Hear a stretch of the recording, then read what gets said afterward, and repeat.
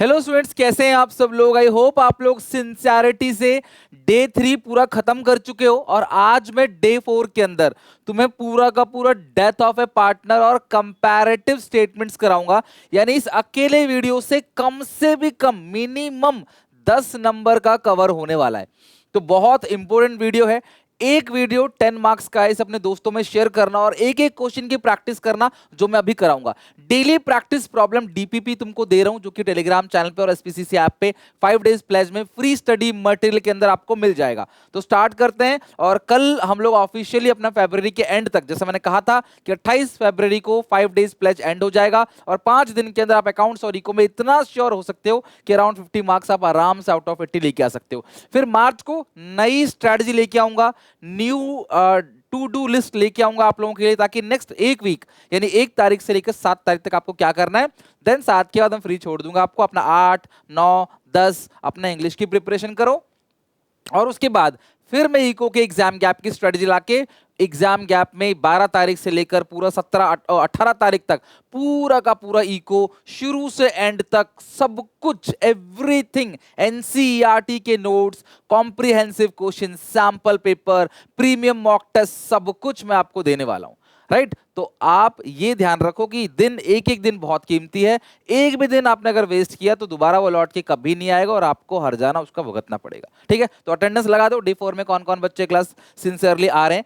तो सबसे पहले डेथ ऑफ अ पार्टनर। आज हम बात करेंगे डेथ ऑफ अ पार्टनर की। एबीसी 3 पार्टनर है या XYZ 3 पार्टनर है, इसकी डेथ हो जाती है। जिसकी डेथ होती है उसको बोलते हैं डिसीज, और जिसकी डेथ हो जाती है हम उसे पैसे नहीं दे सकते तो उसका एक वारिस होता है, इसको लीगल हायर या फिर क्लास नॉमिनी या एग्जीक्यूटर हम लोग उसको बोलते हैं। जो बच गए वो रिमेनिंग पार्टनर्स हैं। इसके जाने के बाद ये और ये गेन करेंगे, they are called gaining partners. Admission की सबसे अच्छी बात क्या है कि नया पार्टनर आ रहा है तो नई बैलेंस शीट में तीनों का सीडी आएगा। रिटायरमेंट में जो पार्टनर छोड़ के जा रहा है उसका लोन आ जाएगा बैलेंस शीट में, आप पैसे दे रहे हैं तो पूरा का पूरा सेटल कर देंगे।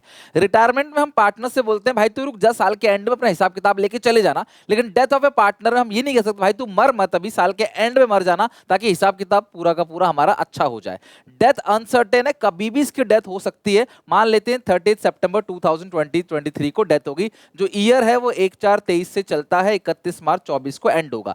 तो यानी कि पिछले साल 31 मार्च 23 को प्रॉफिट्स का बंटवारा हुआ होगा। पिछले साल 31 मार्च 2023 को प्रॉफिट का बंटवारा हुआ होगा। तीनों पार्टनर खुशी खुशी अपने घर गए होंगे। नया साल चालू हुआ अप्रैल में, तो अप्रैल, मई, जून, जुलाई, अगस्त एंड सितंबर का पूरा महीना काम किया, 6 महीने, फिर उसकी डेथ हो गई। तो ये ध्यान रखना, इसको बोलते हैं वर्किंग पीरियड। मैं सिर्फ तुम्हें क्वेश्चन नहीं करा रहा हूं, मैं तुम्हें पूरा कॉन्सेप्ट अच्छे से समझा रहा हूं फिर क्वेश्चन करा रहा हूं। ठीक है, तो इसको बोलते हैं वर्किंग पीरियड, यानी कि पूरा का पूरा क्लास कितने समय उसने काम किया है।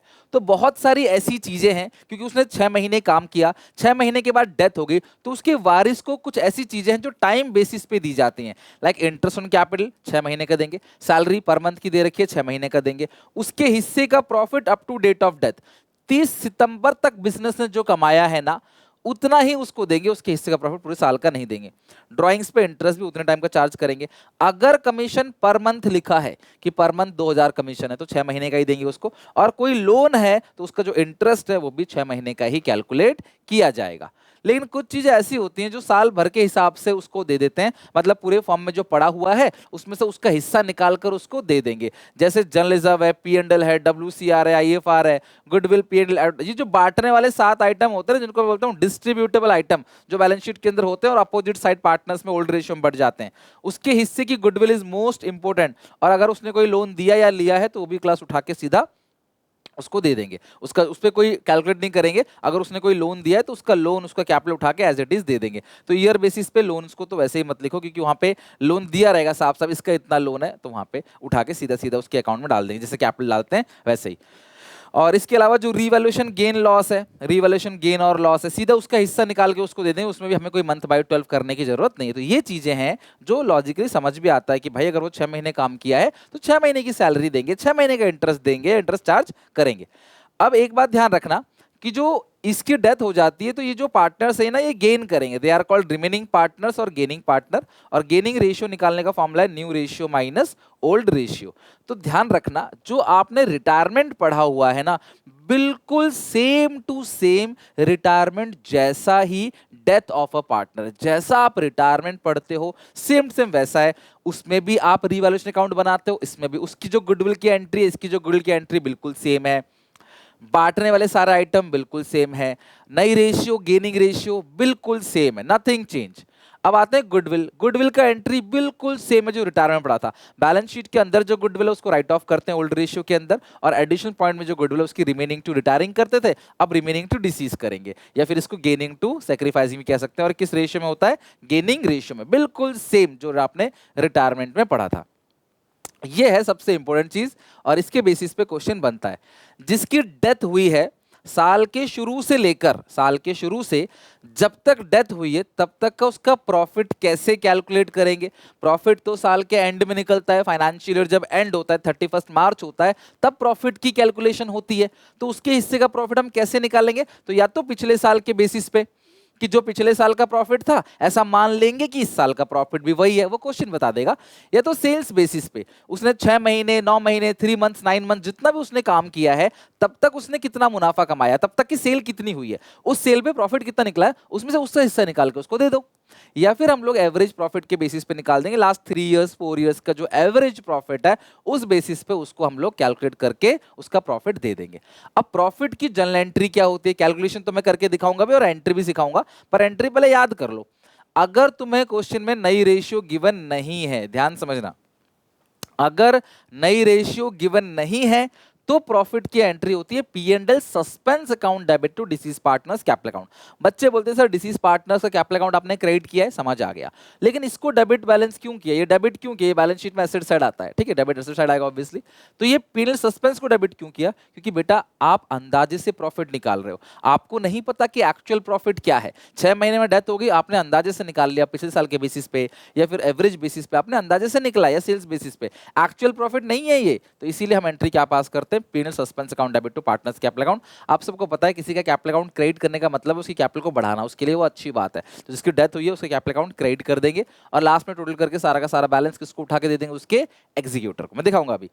अच्छा सर सस्पेंस इसीलिए लिखते हैं ना क्योंकि अंदाजे से प्रॉफिट निकाला है, लेकिन अगर क्वेश्चन ये बोलता है कि सेम डेट पे आपने फाइनेंशियल स्टेटमेंट्स बना लिए, सेम डेट पे आपने प्रॉफिट लॉस बैलेंस शीट बना लिया, फिर फिर आप सस्पेंस के नाम से नहीं, फिर डायरेक्टली आप लिखोगे profit loss appropriation account debit to deceased partners capital account. Sir profit की जगह लॉस हो गया तो एंट्री को पलट देना, इसकी एंट्री होगी डिसीज टू पेनल सस्पेंस और deceased to P and L appropriation account. तो प्रॉफिट की एंट्री क्या होती है बेटा? P and L suspense account debit to deceased partners capital account. अगर सेम डेट को फाइनेंशियल स्टेटमेंट बनाया है तो एंट्री पास करोगे profit loss appropriation account debit to deceased partners capital account. Sir नई रेशियो गिवन होगी तो गुडविल की एंट्री कर दो, बात खत्म। अरे प्रॉफिट में गुडविल की entry, yes, if new ratio is given, तो जो गुडविल की एंट्री करते थे सेम टू सेम वही एंट्री आप प्रॉफिट्स की करोगे। If new ratio is given तो प्रॉफिट्स की जो एंट्री होगी वो होगी गेनिंग टू सैक्रिफाइसिंग या रिमेनिंग टू आउटगोइंग या डिसीज। किस रेशियो में? गेनिंग रेशियो में। जो गुडविल की एंट्री होती थी सेम वही एंट्री करोगे अगर नई रेशियो तुम्हें गिवन है तो, यानी न्यू रेशियो गिवन है तो गुडविल की और प्रॉफिट की एंट्री बिल्कुल सेम होगा। हाँ फिगर जरूर अलग होंगे, वहां पे गुडविल का फिगर आएगा या प्रॉफिट का फिगर आएगा।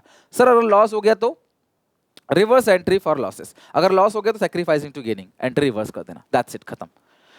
तो ये है आपका प्रॉफिट का कैलकुलेशन। अब जिसकी डेथ हुई है उसका जो कैपिटल अकाउंट है वो कैसे बनाओगे? जैसे रिटायरमेंट का बनाते थे सेम, जो जो देना सब इधर लिखो। Opening balance, interest on capital भी अंदाजे से निकलता है ना, P&L suspense, interest on capital के लिए भी लिखोगे पी&एल सस्पेंस क्योंकि वो भी अंदाजे से कैलकुलेट हो रहा है। ओके, ए और सी कि जो गुडविल की एंट्री रिमेनिंग टू रिटायरिंग, मान लो बी की डेथ हो रही है तो एंट्री होगी ए सी टू बी ना, तो ए में सी में टू, ए में सी में टू बी में बाई ए बाई सी, ये गुडविल की एंट्री जो रिटायरमेंट में करते थे सेम। रिवोल्यूशन का गेन हो गया, ये उसका up to date of death का प्रॉफिट हो गया, बांटने वाले सारा आइटम, सैलरी है, कोई बैलेंस शीट में अगर लोन दिख रहा है लायबिलिटी साइड तो वो उठ के यहाँ पे आ जाएगा। और अगर कोई बैलेंस शीट में सॉरी एडिशन पॉइंट में कोई ड्राइंग्स है वो ड्राइंग यहाँ आएगा, इंटरेस्ट ड्राइंग यहाँ आएगा। बांटने वाले आइटम, कोई बैलेंस शीट में एसेट साइड लोन है यानी कि बिजनेस ने उसको उसको लोन दिया था, तो लौटाते वक्त जाते मारते जब कैलकुलेशन करेंगे ना तो उसका लोन का बैलेंस काटेंगे, रिवैल्यूएशन लॉस, ये पीएनएल सस्पेंस अगर कोई लॉसेस हो गया तो फिर जो भी बैलेंस बचेगा हम उसके एग्जीक्यूटर अकाउंट में डाल देंगे, जो बैलेंस बचेगा उसके एग्जीक्यूटर अकाउंट में डाल देंगे। अगर एग्जीक्यूटर को कुछ पैसे नगद दे रहे हो तो वो इसके अंदर नहीं आएगा, एग्जीक्यूटर का अकाउंट बनेगा, मैं दिखाऊंगा बना के अभी, और फिर टू कैश करके उसको पैसे देंगे। मृतक जिसकी डेथ हो चुकी है उसको कैसे प्रॉफिट दे दोगे? तो सारा का सारा बैलेंस हम रेंडर करेंगे उसके एग्जीक्यूटर को। अब इसमें जो इंटरेस्ट ऑन कैपिटल है वो मंथ बेसिस पे, टाइम बेसिस पे दिया जाता है। प्रॉफिट जो दिया जाएगा ना वो भी टाइम बेसिस पे दिया जाएगा, जो प्रॉफिट्स है वो। सैलरीज टाइम बेसिस पे दिया जाता है, इंटरेस्ट ड्राइंग टाइम बेसिस पे दिया जाएगा, है ना, और लॉसेस भी टाइम बेसिस पे। तो कुछ चीजें ऐसी हैं जो टाइम बेसिस पर दी जाती है, वो ये चीजें जो उसको टाइम बेसिस पे दी जाएंगी। जो जो वो घर लेके जाएगा वो सब यहाँ, जो काटेंगे उसको यहाँ, ये बैलेंस है जो उसके वारिस को हम लोग पे कर देंगे। लेकिन अगर मान लो लॉस में था, यहाँ कोई बैलेंस आ गया तो उसके वारिस से रिकवर नहीं कर सकते। जो एग्जीक्यूटर होता है ना उसको मिलेगा ही, उससे जाएगा कुछ नहीं, उसको मिलेगा अगर वो वारिस को मिलता ही है। ओके, अब चलते हैं क्वेश्चन नंबर 1 पे, एक बार सॉल्व करके देखते हैं क्या है।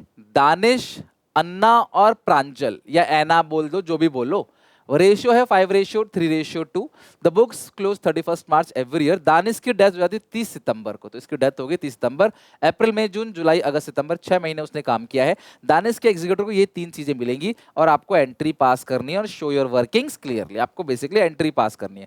सबसे पहला, उसके हिस्से की कैपिटल उसको मिलेगी 5 लाख रुपए, उसके हिस्से की गुडविल उसको मिलेगा, और total goodwill of the firm is valued 60,000। अच्छा एक बात बताओ, पूरे फर्म की जो गुडविल है वो कितनी है? 60,000। जिसकी डेथ हुई है दानिश, आपने रिटायरमेंट में भी ऐसा ही किया होगा, दानिश का जो हिस्सा आएगा वो कितना आएगा? दानिश का हिस्सा है 5/10, 5/10 मतलब आधा, 30,000। ओके, और इसकी एंट्री क्या पास होगी? इस पूरे क्वेश्चन को मैं अगर देखूं ना तो मुझे कहीं भी इस पूरे क्वेश्चन में नई रेशियो गिवन नहीं है, राइट। तो दानिश चला गया तो दानिश को छुपा लो, ये जो 3:2 है वही न्यू रेशियो है, वही गेनिंग रेशियो है। और जो गुडविल की एंट्री पास होती है रिमेनिंग टू डिसीज, तो रिमेनिंग कौन कौन है? Anna capital account debit, Pranjal capital account debit, Anna capital account debit, Pranjal capital account debit, to deceased कौन है? Danish capital account. तो दानिश कैपिटल, तो दानिश को कितना मिलेगा यहाँ पे? 30,000 मिलेगा। और रेशियो क्या है इस क्वेश्चन में? 3:2, 3/5, 2/5, यानी कि 30,000 एंड 20,000। ठीक है, ये होगी पहली चीज। दूसरी जो चीज है इसके अंदर वो क्या है? दूसरी जो चीज है वो क्या है यहाँ पे? His share of profit up to date of death on the basis of sales. जो प्रॉफिट्स की कैलकुलेशन करेंगे वो सेल्स बेसिस पे कैलकुलेट करेंगे। बहुत इंपॉर्टेंट है, लिख लो इस बात को, सेल्स बेसिस पे प्रॉफिट निकालने के लिए पेपर में आएगा, तो मस्ट उसको कर लेना। Sales till the date of death, sales for the year 31 March 2024 की है। आपका पिछले साल का जो सेल है ना वो आपको 2 लाख दे रखा है, ध्यान समझना। प्रीवियस ईयर सेल्स आपको कितनी दे रखी है? 2 लाख रुपए। पिछले साल की सेल पूरे साल की 2 लाख थी। प्रॉफिट था 10%, प्रॉफिट परसेंटेज था 10%, right. Sale show a growth trend of 20%, तो जो इस साल का सेल होगा ना वो 20% ज्यादा होगा। तो 2 लाख है, 2 लाख का 20% बनता है 40,000। 2 लाख का 10% 20,000, 20% 40,000। तो जो करंट ईयर की सेल है वो 240 है। और आगे लिखा है percentage of profit earning reduce by 1%। ठीक है, जो प्रॉफिट परसेंटेज है ना वो 1% से घट गया है, यानी कि 9%। तो पिछले साल की जो सेल है वो है 2 लाख रुपए, इस साल की सेल 20% ज्यादा है, लेकिन प्रॉफिट परसेंटेज रिड्यूसिंग ट्रेंड में है, मतलब हर साल 1% से प्रॉफिट कम हो जाता है, प्रॉफिट है 9%। तो ये पूरे साल की सेल है, ये पूरे साल की प्रॉफिट है। तो हम करंट ईयर का प्रॉफिट निकालेंगे। वो कैसे निकालेंगे? 2,40,000 का आपने माल बेचा और 9% का आपका मुनाफे का रेट है। ठीक है, एक बार जरा कैलकुलेट करते हैं इसको। 2,40,000 का 9%, 2,40,000 का 9%, 21,600 जो है हमारा प्रॉफिट निकल कर आ गया। लेकिन ये पूरे साल का प्रॉफिट है। जिसकी डेथ हुई है वो है दानिश। दानिश का जो शेयर निकालोगे वो कैसे निकालोगे? 21,600 पूरे साल का है, उसका हिस्सा है 5/10, और कितने महीने काम किया? 6 महीने उसने बिजनेस में काम किया है। तो ये आंसर आ गया 5,400। तो जो प्रॉफिट निकल कर आ गया वो आ गया उसका 5,400। और इसकी जो एंट्री पास करोगे वो करोगे P&L suspense account debit to Danish capital account, ठीक है, यानी डिसीज पार्टनर्स कैपिटल अकाउंट 5400 5400। तो जिसकी डेथ हो रही है उसे क्या क्या मिलेगा? एक तो उससे किसकी प्रॉफिट मिल गया, एक 30,000 का उसको मिलेगा गुडविल, और जो कैपिटल है वो कितनी है 5 लाख, तो 5,35,400 उसको मिलेगा। लिख लो 5,34,400, काउंट करो क्लास, लिख लो इसको 5,34,400, ये पैसा उसको मिलेगा 5,35,400। अच्छा, इसकी एंट्री क्या पास करोगे? अब इस चीज की एंट्री क्या पास करोगे? इसकी एंट्री आप क्या पास करोगे? इसकी एंट्री पास करोगे Danish capital account debit to Danish executor account. तो जो 5,35,400 था वो पैसा उसके एग्जीक्यूटर को हम लोग डाल देंगे, ये पैसा उसके एग्जीक्यूटर को हम लोग दे देंगे। बात खत्म हो गई, लिख लो। Being deceased capital account balance is transfer to his executor account. Deceased partner का जो भी कैपिटल अकाउंट का बैलेंस था हमने वो बैलेंस उसके एग्जीक्यूटर अकाउंट के अंदर डाल दिया। लिख लो। तो प्रॉफिट की एंट्री भी हो गई, गुडविल की एंट्री भी हो गई, कैलकुलेशंस भी सेल बेसिस पे हो गए, और अच्छा क्वेश्चन था ये, अच्छा पॉइंट था। तो बेसिकली क्वेश्चन ना जो सेल्स बेसिस पे क्वेश्चन आता है वो होता क्या है, पिछले साल की इतनी सेल थी, पिछले साल का इतना प्रॉफिट था, तो इससे पता पड़ जाएगा प्रॉफिट का परसेंटेज क्या है, कि आपकी आदत क्या है, कि आप हर सेल पे कितना परसेंटेज कमाते हो, ठीक है। अब फिर करंट ईयर की जितने महीने काम किया है, जिंदा रहा है, तब तक की सेल दिखा देगा, उस पर वो परसेंटेज अप्लाई कर देना, तो उस पीरियड का प्रॉफिट निकल के आएगा, उसमें से जिसकी डेथ हुई है उसका हिस्सा निकाल के दे देना, उससे मंथ बाय 12 मत करना, क्योंकि सेल उस पीरियड का ही लिया है। लेकिन यहाँ पे क्योंकि पिछले साल की पूरी सेल है, इस साल 20% सेल ज्यादा है, तो इस पूरे साल की सेल आ गई है। ये जो 6 महीने काम किया तब की सेल गिवन नहीं है, और पूरे साल की सेल है, इसीलिए हमने इस पे मंथ बाय 12 किया है, अदरवाइज जनरली सेल्स बेसिस पे मंथ बाय 12 नहीं करते। नेक्स्ट क्वेश्चन पे आते हैं, क्वेश्चन 1 हो चुका है, नेक्स्ट क्वेश्चन पे। पीक्यूआर 3 पार्टनर है, फुल फ्लैज क्वेश्चन है, बैलेंस शीट में जर्नल रिजर्व दे रखा है, ये ना प्रॉफिट है, ये क्या है क्लास आपका प्रॉफिट है, पिछले साल का 2 लाख का प्रॉफिट है, इनकी तीनों की कैपिटल दे रखी है, इधर साइड कुछ नहीं है। 30 जून यानी कि अप्रैल मई जून 3 महीने काम किया है, ईयर एंड कब होता है 31 मार्च को, है ना, तो 31 मार्च को ईयर एंड हो गया, नया साल चालू हुआ अप्रैल मई जून, 3 महीने काम किया, उस क्यू की डेथ हो गई, किसकी, क्यू की डेथ हो जाती है 3 महीने काम करने के बाद, हिस्सा है 1/5। The partnership deed provide that on the death of his executor will entitle the following। उसके एग्जीक्यूटिव को इतनी सारी चीजें देंगे, है ना, तो हमें काम करते हैं, क्या बनाते हैं, prepares Q's capital account render to his executor। Q का कैपिटल अकाउंट बनाते हैं, ऑलरेडी यहाँ पे क्लास फॉर्मेट मैंने बना रखा है Q के कैपिटल अकाउंट का, एक सेकंड, बना नहीं है ना, अभी बना लेते हैं, चलो Q के कैपिटल अकाउंट का बैलेंस हमने बनाया नहीं है, तो ये Q का कैपिटल अकाउंट बना लेते हैं, इसको मिटा देते हैं, तो लिख लिया होगा आपने Q's कैपिटल अकाउंट, और बैलेंस कहाँ डालना है, उसके एग्जीक्यूटर अकाउंट में डालना है। Q's कैपिटल अकाउंट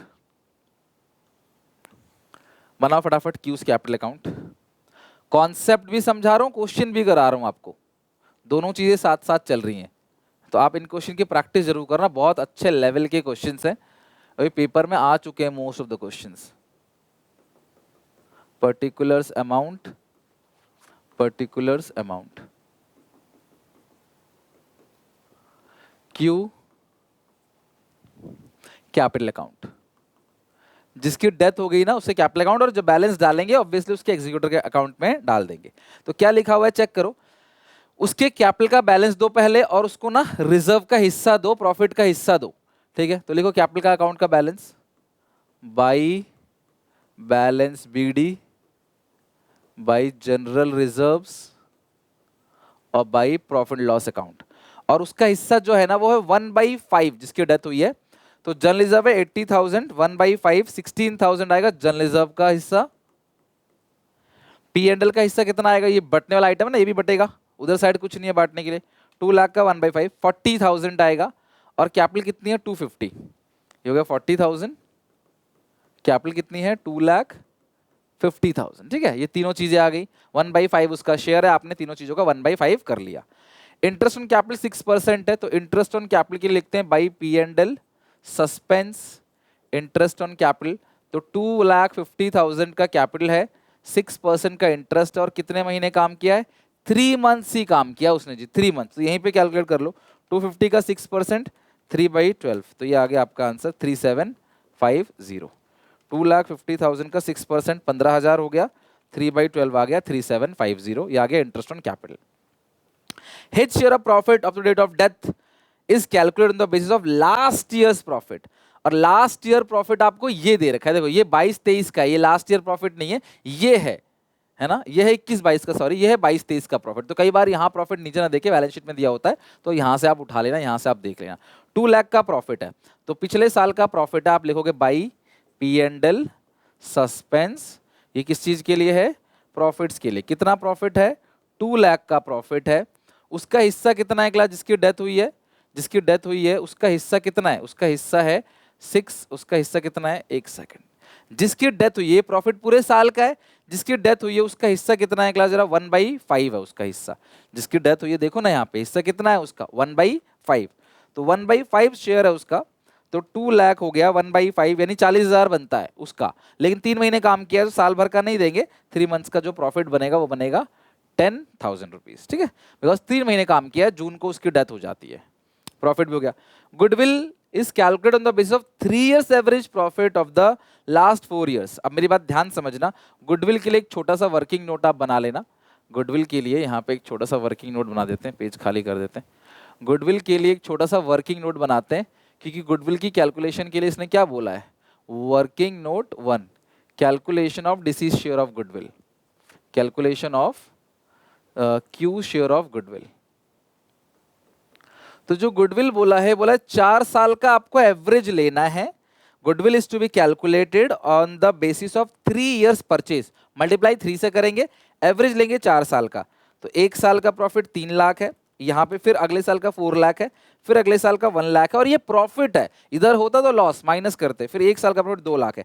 तो 4 साल का जो प्रॉफिट है वो है आपका total 10 lakh, divide by 4 into number of year purchase. तो कितना ईयर परचेज है? इंटू 3 ईयर परचेज है, ठीक है, डिवाइड बाई 4 इंटू 3। तो ये जो पूरे फर्म की गुडविल निकल कर आ गई है, वो कितनी निकल कर आ गई? क्यू का हिस्सा 7,50,000। तो क्यू शेयर ऑफ गुडविल आ गया, वो आ गया आपका 7,50,000, क्यू शेयर ऑफ गुडविल ही आ गया। अच्छा, ये पूरे फॉर्म की गुडविल है, सॉरी, तो क्यू का हिस्सा निकाल लो आप, ये पूरे फॉर्म की गुडविल है, क्यू का हिस्सा है 7,50,000 का 1/5, तो 1/5 करोगे, ये निकल कर आएगा 1,50,000। और एंट्री क्या होगी क्लास? जरा एंट्री बताओ। पी में और PQ2 PR2Q, P में R में 2Q, Q में लिखोगे बाई P बाई R, यहाँ लिखोगे बाई P बाई R, ठीक है। ये किस चीज के लिए है? गुडविल के लिए है, working note 1 by P by R। तो ये जो 1,50,000 का अमाउंट है ना, इसको आपने क्या करना है? बांट देना। ये जो रिमेनिंग पार्टनर है वो गेनिंग रेशियो में कंट्रीब्यूट करेंगे। अगर आपको याद हो जो हमने गुडविल का ट्रीटमेंट सीखा हुआ है, इस क्वेश्चन में कोई भी नई रेशियो गिवन है नहीं, तो यहाँ पे सीधा जो जा रहा है उसको छोड़ दो, जो बचा है 2:2, यही आपका गेनिंग रेशियो हो गया, यानी गेनिंग रेशियो इस क्वेश्चन में इक्वल है 1:1। तो ये होगा 75,000 75,000। तो आप लिख लो 75,000 75,000 75,000 75,000, उसका जो बनता है वो बनता है गुडविल का 1.5 लाख। ये उसको मिल जाएगा गुडविल का। और क्या निकाला इसने? प्रॉफिट दे रखा है आपको 3 साल का, ठीक है। ऑन 1 जून, 1 जून को क्यू विड्रॉ करता है 50,000 for his medical, personal expense के लिए 50,000 विड्रॉ करता है। तो ये जो 50,000 है, इसको किस नाम से बुलाते हैं? 2 ड्रॉइंग्स। बस खत्म। सारी चीजें देखो आपने एक एक करके लिख लिया है, ड्राइंग्स भी लिख लिया, इंटरेस्ट ड्राइंग की कोई बात नहीं कही, नहीं तो हम 6 महीने का लगा देते।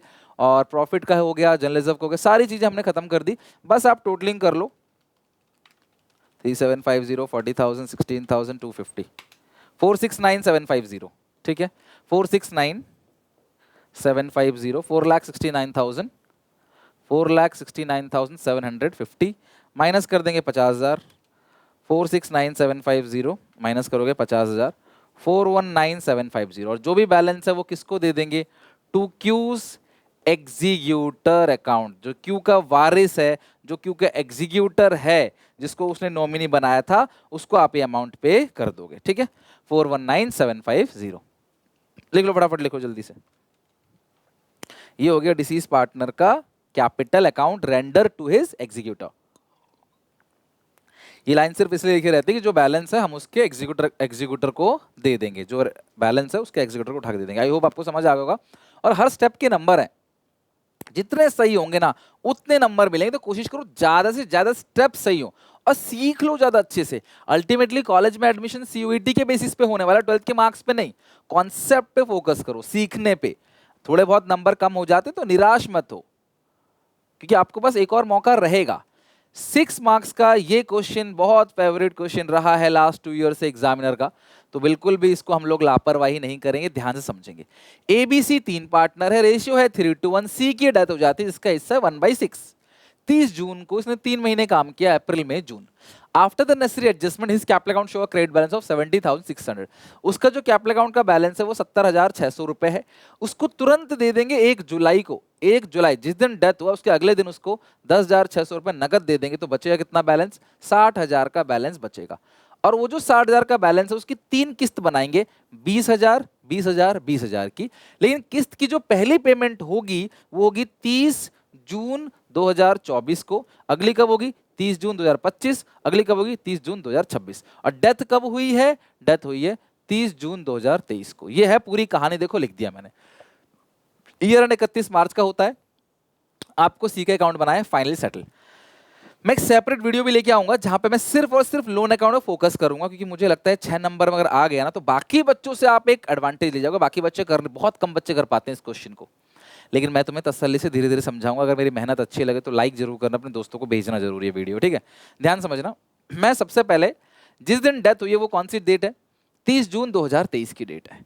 तो यानी जो ईयर चालू हुआ होगा वो 1 अप्रैल 2023 से चालू हुआ होगा, 31 मार्च 24 को एंड होगा। फिर जो अगला ईयर चलेगा वो 1 अप्रैल 2024 से शुरू होकर 31 मार्च 25 को एंड होगा। फिर जो अगला ईयर चालू होगा वो 1/4/25 से चल के 31 मार्च 26 को एंड होगा, ठीक है? फिर जो अगला ईयर चालू हुआ होगा वो 1/4/26 से चलकर 31 मार्च 27 को एंड होगा। ठीक है सर जी, समझ गए बात को। अब कहानी सुनाओ क्या है इसकी। साल चल रहा था, यहाँ तीनों पार्टनर खुश थे, अपनी खुशहाल जिंदगी जी रहे थे। चलता गया 6 महीने के बाद, 3 महीने के बाद, सॉरी, अप्रैल मई जून, 3 महीने के बाद 30 जून को एक दुखद घटना घटी और सी की डेथ हो गई। तो जब सी की डेथ हुई तो बोला कि भैया तेरा बैलेंस कितना बनता है? 70,600, 10,000 रुपए अगले दिन ही दे दिया उसके वारिस को, और बाकी जो भी बैलेंस बचा है 60,000 उसको 3 किस्तों में देंगे। तो जो पहली इंस्टॉलमेंट की पेमेंट होगी वो कब होगी? 30 जून 2023 को डेथ हुई है ना, 30 जून 2024। फिर दूसरी इंस्टॉलमेंट की जो पेमेंट होगी वो होगी 30 जून 2025, फिर इसकी होगी 30 जून 2026। ऐसे एक 20,000 यहाँ दे देंगे, 20,000 यहाँ दे देंगे, 20,000 यहाँ दे देंगे, और यहाँ करके हम आपका सेटलमेंट कर देंगे उसके वारिस का। ओके, हाँ सर समझ आ गया, अच्छे से आपने ऐसे समझाया। तो सर दिक्कत क्या है इसमें? दिक्कत क्या है? डेट। हर डेट पे क्या क्या एंट्री होगी वो दिक्कत है। और कभी भी अगर हम इंस्टॉलमेंट में पेमेंट करते हैं ना, तो जैसे जैसे हम लोग इंस्टॉलमेंट्स को निपटाते चले जाते हैं ना, हमारा जो अमाउंट ऑफ इंटरेस्ट है ना वो भी कम होता चला जाता है। कैसे? मैं ध्यान समझाता हूं। यहां पे जब तुम उसको दे दोगे तो तुम्हारा जो बैलेंस बचेगा वो कितना बचेगा? 60,000। तो तुम्हें 60,000 पर क्या करना है? इंटरेस्ट की कैलकुलेट करनी है। लेकिन कितने महीने का? पहले 9 मंथ्स का। सर साल भर का क्यों नहीं निकाल रहे? क्योंकि जो एक्रूअल कॉन्सेप्ट है, कौन सा कॉन्सेप्ट? एक्रूअल कॉन्सेप्ट पढ़ा हुआ आपने, कंसिस्टेंसी, एक्रूअल और going concern, class 11 accounting standard number 1, fundamental basic assumptions. तो यहाँ पे वो एक्रूअल कॉन्सेप्ट कहता है कि इस साल के एंड में आप पेमेंट नहीं कर रहे, इंटरेस्ट की नहीं कर रहे, पेमेंट तो यहाँ करेंगे पहली, लेकिन आपको इस साल के एंड में इंटरेस्ट को ड्यू करना पड़ेगा, इंटरेस्ट को कैलकुलेट जरूर करना पड़ेगा, भले आप पेमेंट नहीं कर रहे। ठीक है, 9 महीने लगा दिए 60,000 पे, फिर ये 3 महीने फिर से 60,000 पे लगाना है। सर अब आप फंस गए। कैसे? मैंने बोला बेटा कैसे फंस गया मैं? सर अभी तो आपने कहा साल के एंड में इंटरेस्ट कैलकुलेट करना है, तो आप यहीं तक क्यों कर रहे हो? क्योंकि यहां पे आप 60,000 3 मंथ्स का दोगे, बट यहां पे इस डेट को 20,000 आप पे भी कर दे रहे हो, तो जो बाकी 9 मंथ्स है उस पे इंटरेस्ट लगेगा, लेकिन 40,000 पे लगेगा 9 मंथ का, क्योंकि आप 20,000 यहां पे कर दोगे। इसलिए यहां पे भी हमने पहले 60,000 पे 3 मंथ्स का ही इंटरेस्ट निकाला, फिर 20,000 पे कर दिया, और बाकी जो बचा 9 मंथ्स उस पे हमें 40,000 पे इंटरेस्ट देना है। दिया नहीं है लेकिन कैलकुलेट करके रख लेना है। फिर 3 महीने और निकालेंगे 40,000 पे, और यहां पे हम क्या करेंगे? उसको 20,000 और पे कर देंगे। तो बचेगा बैलेंस कितना? भाई 40,000 का बैलेंस था, 20,000 आपने पे कर दिया, तो बैलेंस कितना बचेगा? 20,000। तो 9 मंथ्स पे फिर 20,000 पे जो है वो 9 मंथ्स पे इंटरेस्ट कैलकुलेट करेंगे। फिर लास्ट में 20,000 पे और 3 मंथ्स का इंटरेस्ट कैलकुलेट करके उसको 20,000 दे देंगे, उसका इंटरेस्ट दे देंगे, और यहाँ पे उसका हमारा रिलेशनशिप खत्म, हमने सारा सेटलमेंट उसका कर दिया। तो हो तो 60,000 पे 9 मंथ्स और 3 मंथ्स, 60,000 पे निकल रहा है साल भर का, लेकिन 9 मंथ्स यहाँ पे, 3 मंथ्स यहाँ पे, फिर 40,000 पे 9 मंथ्स, फिर 3 मंथ्स, तो हो तो 40,000 पे, हो तो 40,000 में पूरे साल का रहा है, लेकिन हिसाब किताब 9 और 3 का है। फिर 20,000 पे 9 मंथ्स 3 मंथ, हम पे तो 20,000 पे साल भर का कर रहे हैं, लेकिन 9 मंथ्स इस ईयर के अंदर आ गया, 3 मंथ्स अगले ईयर के अंदर आ गया। यही झोल हो गया इस क्वेश्चन में। ये क्वेश्चन ना बहुत साफ सुथरा सच्चा बन जाता अगर क्वेश्चन ये कहता कि साल के एंड में उसको इंटरेस्ट दे रहे हैं। यहाँ डेथ हुई है लेकिन इंटरेस्ट की पेमेंट साल के एंड में, एक साल के एंड में यहाँ करते, दूसरे साल के एंड में यहाँ करते, 30 साल के एंड में यहाँ करते, यहाँ करते 9 महीने का, फिर पूरे साल करते, फिर पूरे साल करते, तो हिसाब किताब पूरे साल साल का लगता। पूरे साल का ड्यू करते, पूरे साल का साल के एंड में पे कर देते, फिर पूरे साल का ड्यू करते, फिर साल के एंड में पे कर देते। लेकिन यहाँ ये झोल जो कर दिया ना, इसने पूरा ये झोल कर दिया कि कह रहे हैं कि 30 जून 2024 से पे करेंगे। अभी आपके दिमाग में 50% चीजें समझ आ चुकी हैं, है ना, मैं जानता हूं आपको। बाकी 50% भी अकाउंट से आएगा, मैं अकाउंट्स दिखाऊंगा, इसको स्क्रीनशॉट ले लो, घर पे टाइम जरूर देना। 6 नंबर की चीज है और टीचर इसमें कुछ खास चेंज कर नहीं पाएगा डेट चेंज करने के अलावा। तो आते हैं, हमें एग्जीक्यूटिव अकाउंट किसका बनाना है, सी का बनाना है। डेथ हुई है 30 जून 2023। तो देखो फॉर्मेट मैंने ऑलरेडी बना लिया है। सबसे पहले जो डेट आएगी, सबसे पहले डेट आएगी 30 जून 2023। आपने जो डिसीज का कैपिटल अकाउंट बनाया होगा, जैसे अभी आपने बनाया था क्यू का कैपिटल अकाउंट, उसमें बैलेंस शीट फिर क्या लिखा था, 2Q एग्जीक्यूटर अकाउंट। क्यू के कैपिटल में 2Q एग्जीक्यूटर, टी क्यू के सी के एग्जीक्यूटर में क्या लिखोगे, बाई सीज कैपिटल अकाउंट। तो एग्जीक्यूटर के अंदर जो बैलेंस आ रहा है ना 70,600, वो आ रहा है कैपिटल अकाउंट का बैलेंस आ रहा है 70,600, जिसमें से 1 जुलाई 2023 को आपने टू बैंक करके तुरंत पे कर दिया 10,600। तो बाकी जो बैलेंस बचा 60,000। अब ये जो 31 मतलब कि ये है आपका 30 जून है, इसके बाद जो डेट आएगी 31 मार्च 2024। अब इंटरेस्ट की कैलकुलेट होगी यहाँ पे, तो इंटरेस्ट कितना लगेगा आपका 60,000 पे लगेगा, 70,600 पे नहीं लगेगा, क्योंकि आपने तुरंत ही जो है वो 10,000 रुपए लौटा दिए। तो 60,000 का जो इंटरेस्ट का रेट है वो कितना रेट है, 10% रेट है। ठीक है, कितना रेट है, 10%। और ये जून है तो जुलाई अगस्त सितंबर अक्टूबर नवंबर दिसंबर जनवरी फरवरी मार्च, 9 मंथ्स का कैलकुलेट करोगे तो 60,000 का 10% हो गया 6,000 और 9 मंथ्स का बनता है 4,500। ठीक है, 6,000 का 9 मंथ्स का कितना बनेगा 4,500। साल का एंड हो गया, ये साल देखो 31 मार्च 2024 को एंड हो गया। तो ये जो टोटल बैलेंस बना बचा 75,100, 75,100 घटा दोगे 10,600 तो ये बैलेंस बचेगा 64,500। ये आएगा टू बैलेंस सीडी। ये 9 महीने का हिसाब किताब हो गया 31 मार्च 24 को। फिर 1 अप्रैल 2024 को यही सीडी क्या बन जाएगा, बाई बैलेंस बीडी। कितना बैलेंस है 64,500। देखो हम यहाँ पे आ गए टेबल में, ये वाला हिसाब किताब हमने पूरा का पूरा कर लिया है। अब हम यहाँ पे आ गए। अब फिर 3 महीने 60,000 पे देंगे, बाकी 9 महीने 40,000 पे देंगे। तो 3 महीने यानी कि 30 जून 2024 को जो इंटरेस्ट की कैलकुलेट करेंगे ना, वो वही है ऊपर वाला फिगर 60,000 का 10%, लेकिन कितने महीने का, 3 मंथ्स का। तो 60,000 का 10% हो गया 6,000 और 3 महीने का आ गया, 3 मंथ्स का आ गया 1,500। अब इस डेट को हम उसके घर जाएंगे, उसके वारिस को पैसे दे देंगे अपनी पहली किस्त। तो जो पहली किस्त है वो कितने की है, 20,000 की, और जितना भी इंटरेस्ट आज तक ड्यू हुआ है वो भी पे करेंगे। 45 प्लस 15, 4,500 प्लस 1,500, तो 26,000 की टोटल हम लोग उसको पेमेंट कर देंगे। फिर अगली डेट आएगी 31 मार्च 2025, है ना, 9 महीने बाद साल खत्म होगा। तो साल के एंड में हम लोग ना 40,000 रुपए देंगे। यही रीजन है कि ये दो बार हम इंटरेस्ट लिख रहे हैं, पहले 60,000 पे, फिर जैसे आपने इंस्टॉलमेंट की पेमेंट करी आपका ब्याज कम हो गया, आपका प्रिंसिपल अमाउंट जो है वो कम हो गया। तो देखो है तो साल भर का ही हिसाब किताब, वहां 9 मंथ्स का था, यहाँ पूरा है, लेकिन 60 पे 3 और 40 पे 9 मंथ्स। तो ये होगा 4,000, 9/12 आ गया आपका 3,000। साल का एंड हो गया, ये हो गया 69,000। साल का एंड हो गया, ये हो गया 69,000, माइनस करेंगे 26,000, 43,000 का क्लोजिंग बैलेंस बच गया है यहाँ पे, टू बैलेंस सीडी। और डेट कौन सी क्लास आएगी ये, 31 मार्च 2025। फिर अगला साल 1/4/2025 opening balance by balance BD, और अमाउंट कितना है 43,000। फिर 30 जून 2025 को फिर से इंटरेस्ट लगेगा। अभी इंटरेस्ट किस पे लगेगा, 40,000 पे ही, 3 मंथ्स का 10%, 3 मंथ्स का, क्योंकि 9 मंथ्स का तो ऑलरेडी लगा चुके हैं 40,000 पे। तो बचा कितने महीने का, 3 महीने का। ये जोड़ लो ना, अप्रैल में जून कितने महीने होते हैं, 3 महीने। तो 40,000 का 10% 4,000 हो गया, 3 मंथ्स का इजिली बन जाएगा 1,000। फिर इस डेट को घर जाएंगे उसके 30 जून 2025 को, 38 जून को टू बैंक।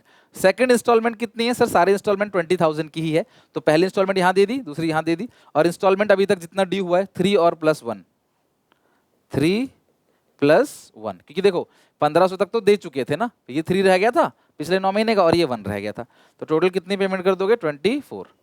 फिर 31 मार्च 26 ये ईयर एंड होगा, बाई इंटरेस्ट। अब जो इंटरेस्ट लगेगा वो 20,000 पे लगेगा, क्योंकि आपने 40 में से ऑलरेडी दे दिया है 20, तो 20,000 का 10% लगाओगे इंटरेस्ट, और कितने महीने का आपने इंटरेस्ट लगाना है? 40,000 का 10% कितने महीने का आपको लगाना है? 40,000 का 10% 9 मंथ्स का, सॉरी 20,000 का 10% 2,000 इंटू 9 डिवाइड बाई 12, ये आ गया आपका कितना? 1500। ओके, साल का एंड हो गया, टोटलिंग कर लो, तो 1500 + 1000 + 40 3000 45,500, टोटलिंग आ गई 45,500, माइनस कर दोगे 24,000, ठीक है, ये आ गया 21,500, ये आएगा टू बैलेंस CD 31 मार्च 2026। फिर अगली डेट आएगी 1 अप्रैल 2026 को, ये जो CD बनेगा बाई बैलेंस BD बनेगा। कितना बैलेंस आ रहा है? 21,500। फिर 3 महीने और जाएंगे, 30 जून 2026 बाई इंटरेस्ट, तो ये जो बैलेंस बचा हुआ है 20,000 का 10% कितने महीने का? 3 मंथ्स का, क्योंकि अगर आप देखोगे ना यहाँ पे 20,000 का 10% 9 मंथ्स का आप लगा चुके हो, तो अब 20,000 का 10% है 3 मंथ्स का, तो 2,000 3/12 है 500, टोटल कितना आ गया आपका? 22,000। अब साल के एंड में जाएंगे घर उसके 30 जून 2026 को, तीसरी इंस्टॉलमेंट की पेमेंट करेंगे जो कि 20,000 की है।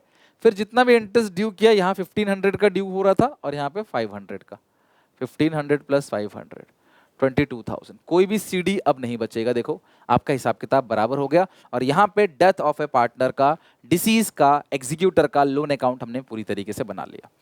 आई होप आपको समझ आया होगा। 6 नंबर का है, इसे ना टीचर हाथ लगाते हैं ना बच्चा करना चाहता है, लेकिन मैंने आपको बहुत अच्छे समझा था, इससे टफ क्वेश्चन नहीं बन सकता। मैक्सिमम टफ क्वेश्चन यही है, 6 नंबर का पेपर में कई बार एग्जामिनेशन में पूछा जा चुका है। अगला चैप्टर है कंपैरेटिव स्टेटमेंट्स। पेपर में ना बोनस क्वेश्चन आता है बेटा इस चैप्टर से, ध्यान समझना।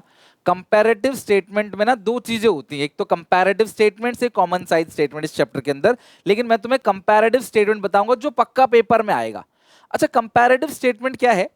2 साल के फाइनेंशियल स्टेटमेंट्स को जब आप कंपैरिजन करते हो उसको बोलते हैं कंपैरेटिव स्टेटमेंट।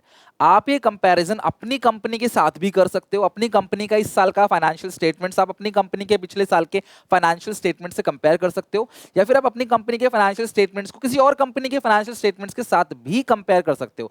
जब आप खुद से अपना कंपैरिजन करते हो उसको बोलते हैं इंट्रा फर्म कंपैरिजन, लेकिन जब ये कंपैरिजन आप किसी और से कंपनी से करते हो उसको बोलते हैं inter firm comparison. Comparative statement में हमें सिर्फ 2 चीजों की कैलकुलेशन करनी होती है, बस और कुछ नहीं। इजीएस्ट है, इजीएस्ट चैप्टर 4 नंबर बोनस है। कंपैरेटिव स्टेटमेंट में हमें 2 चीजों की कैलकुलेशन करनी पड़ती है। पहला है एब्सोल्यूट चेंज और दूसरा है परसेंटेज चेंज। एब्सोल्यूट चेंज का मतलब current year minus previous year. मैं बोलूं इस साल हमारे पास 50 लाख के एसेट्स है, पिछले साल 30 लाख की एसेट थी, तो एब्सोल्यूट चेंज कितने का है? 20 लाख का। लेकिन परसेंटेज चेंज बताता है कि एब्सोल्यूट चेंज 20 लाख का है और पिछले साल जो था वो है 30 लाख × 100, तो परसेंटेज में कितना चेंज आया उसको बोलते हैं परसेंटेज चेंज। आप सबने पढ़ा होगा इलास्टिसिटी ऑफ डिमांड में क्लास 11th के अंदर, change in price P2 - P1, ये वही है। Percentage change in price P2 - P1 upon P1 × 100, मतलब absolute change upon previous year price × 100।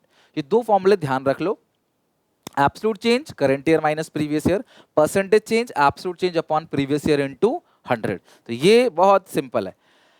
अब कंपैरेटिव स्टेटमेंट के अंदर 2 स्टेटमेंट होता है, पहला है कंपैरेटिव बैलेंस शीट, दूसरा है comparative income statement. Comparative income statement को स्टेटमेंट ऑफ P&L भी बोलते हैं, कंपैरेटिव स्टेटमेंट ऑफ P&L बोलते हैं, और 2 कॉलम यहां बनता है, एब्सोल्यूट चेंज और परसेंटेज चेंज। अब एक काम करते हैं, बैलेंस शीट का फॉर्मेट तो पता है आपको, इक्विटी एंड लायबिलिटीज, फिर आपका आएगा शेयर होल्डर्स फंड, फिर नॉन करंट लायबिलिटी, फिर करंट लायबिलिटी, फिर नॉन करंट एसेट्स, फिर करंट एसेट। मैं तुम्हें ना इसकी कंपैरेटिव स्टेटमेंट ऑफ P&L सिखाता हूं। ये बहुत जरूरी है, बिजनेस स्टडीज में भी याद है, हम इसी चीज को मैं आपको समझाता हूं, EBIT minus interest, EBT minus tax, EAT, ये कुछ कुछ वैसा ही है, बिल्कुल सेम टू सेम। किसी भी कंपनी का जो प्रॉफिट एंड लॉस अकाउंट बनता है वो ऐसा बनता है।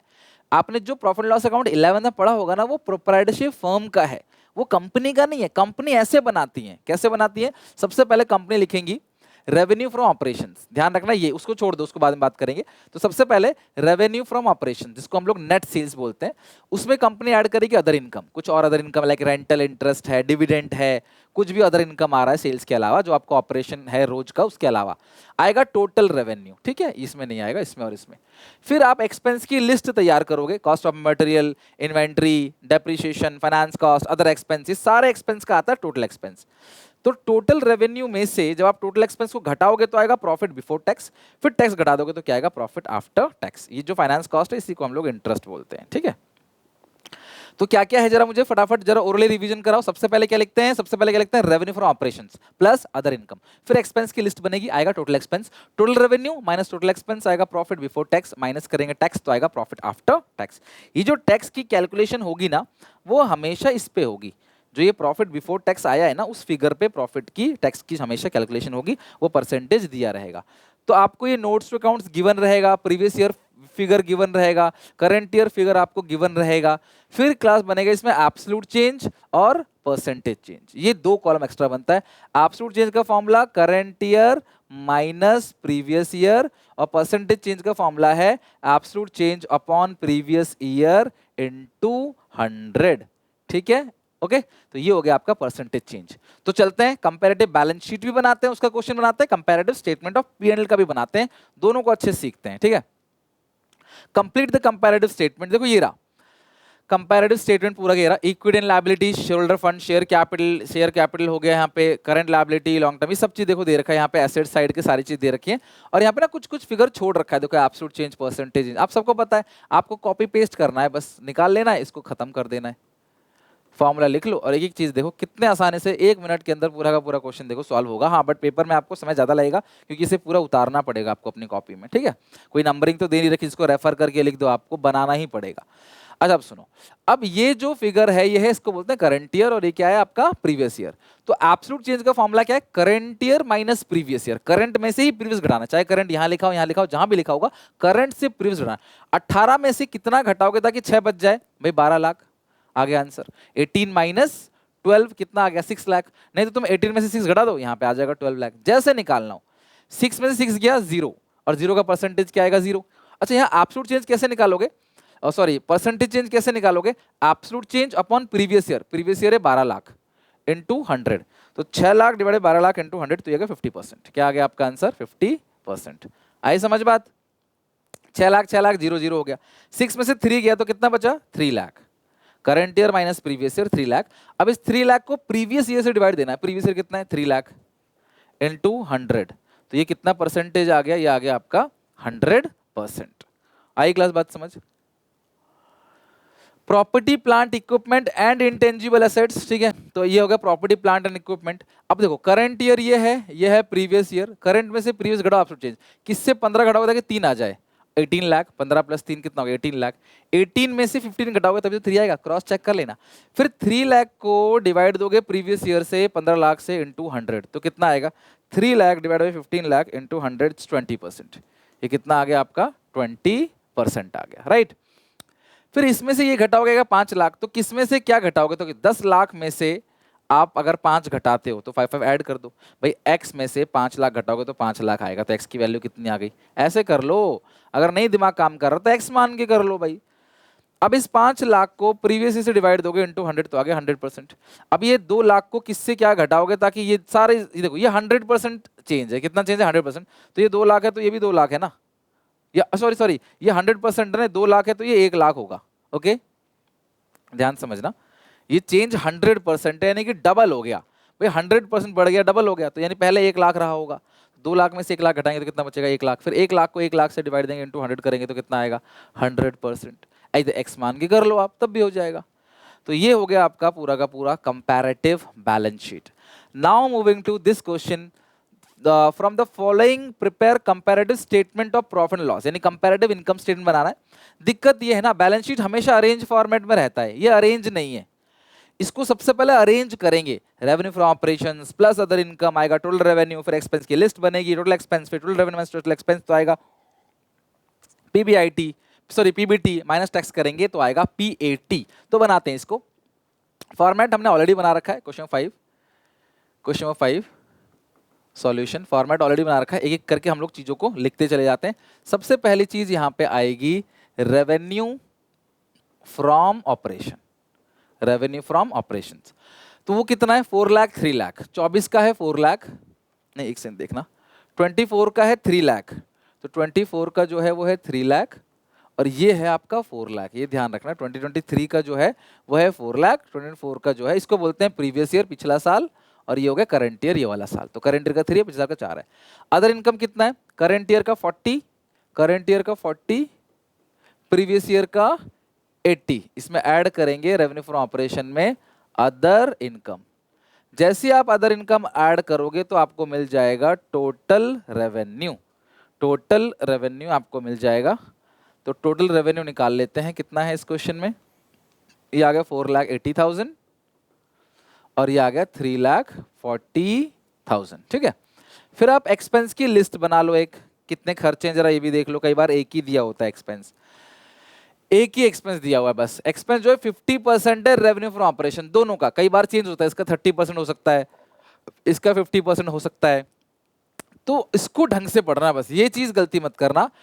तो 50% किसका है, रेवेन्यू फ्रॉम ऑपरेशन का, जो एक्सपेंस है ना वो दोनों का 50% है, तो आप यही समझ लो टोटल एक्सपेंस है 50% है।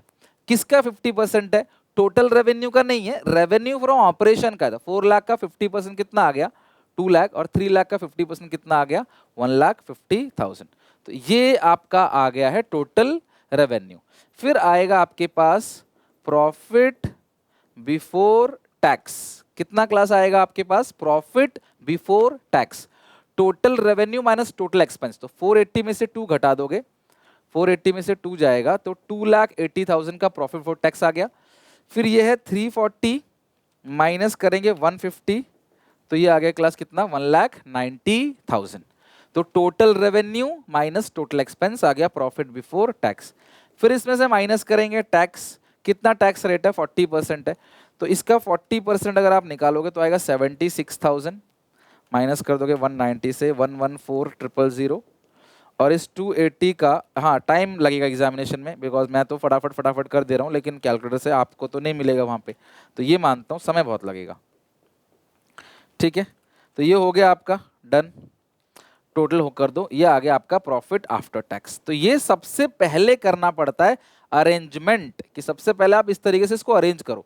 अब तुम्हें 2 कॉलम निकालने हैं, एब्सोल्यूट चेंज और परसेंटेज चेंज। अब देखो कितना आसान है, कैसे 1 मिनट में हो जाएगा।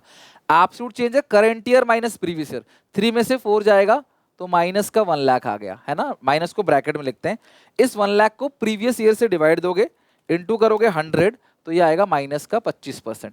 फिर ये करंट में से 40 में से 80 जाएगा तो आएगा माइनस का 40, और इस माइनस के 40 को 80 से डिवाइड दोगे इंटू 100, तो ये आएगा माइनस का 50%। फिर ये 340 माइनस 480, 340 माइनस 480, तो आएगा माइनस का 1,40,000। अब इस माइनस के 1,40,000 को डिवाइड दोगे 4,80,000 से इंटू 100, ये आएगा 29.17%, वो भी सारा माइनस का आएगा। 150 में से 2 लाख घटाओगे तो 50,000 क्या आएगा, माइनस का आएगा। इस 50,000 को, माइनस की 50,000 को 2 लाख से डिवाइड दोगे इंटू 100 करोगे, 25% आ जाएगा, ठीक है। 25% वो भी माइनस का। तो माइनस का मतलब यही होता है कि गिर रहा है, फॉल हो रहा है, प्लस का मतलब हो रहा है बढ़ रहा है। फिर यहाँ 190 है, ये 280 है, माइनस कर दोगे 190, तो 90,000 ये भी नेगेटिव का आएगा, और इस 90,000 को डिवाइड दोगे 280 से इंटू 100, आएगा 32.14%, और ये भी माइनस का आएगा। 76,000 में से घटा दोगे 112, तो आएगा माइनस का 36,000, ठीक है। अब इसको डिवाइड दोगे 112,000 इंटू 100 करोगे 32.14%, वही माइनस का। फिर ये 114 माइनस करोगे 168,000, तो आएगा माइनस का 54,000।